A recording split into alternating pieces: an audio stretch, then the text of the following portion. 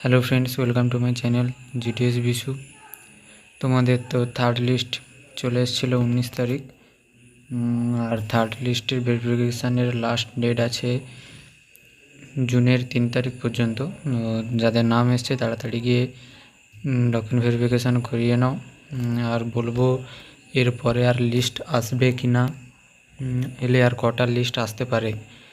তো তোমাদের জুন মাস পর্যন্তই যা লিস্ট আসবে, ওর পরে আর আসবে না। তো যতদূর সম্ভব 3 তারিখ লাস্ট ডেট আছে জুনের থার্ড লিস্ট ভেরিফিকেশানের।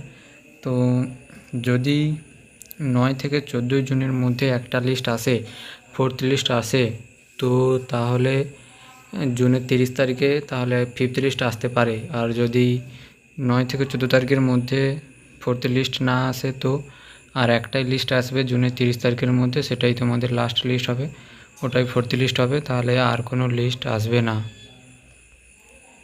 মোট আর একটাই লিস্ট আসবে কনফার্ম, আর একটাই কনফার্ম লিস্ট আসবে ফোর্থ লিস্ট। কিন্তু এরপরে ফিফথ লিস্ট যতদূর সম্ভব আসবে না। যদি 9 থেকে 14 তারিখের মধ্যে ফোর্থ লিস্ট আসে, তো তাহলে 30 তারিখে ফিফথ লিস্ট আসবে, নাহলে ফিফথ লিস্ট আসবে না, আর একটাই লিস্ট আসবে। আর একটা ইম্পর্ট্যান্ট কথা ছিল, যেটা হচ্ছে আগস্টে পোস্ট অফিস আইটি 2.0 লঞ্চ হওয়ার জন্য অনেক জুনে যে ট্রান্সফার পোর্টাল খোলার কথা ছিল, ওটা মনে হয় খুলবে না।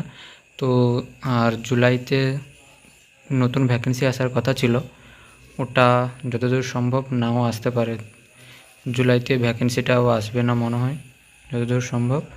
ঠিক আছে, আজকে ভিডিওটি ছিল এই পর্যন্ত, দেখা হবে পরের ভিডিওতে। Thank you.